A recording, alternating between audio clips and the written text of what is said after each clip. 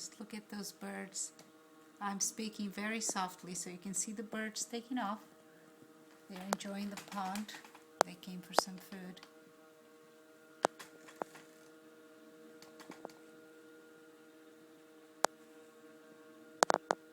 There they go.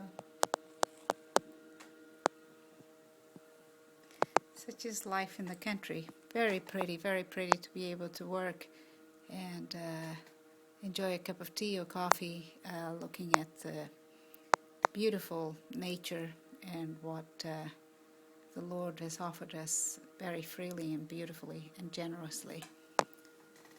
Well, with my camera, all the birds are now flown away. They're gone. You'll be able to see just the change of leaves and no birds. As soon as I started filming, they decided to take off.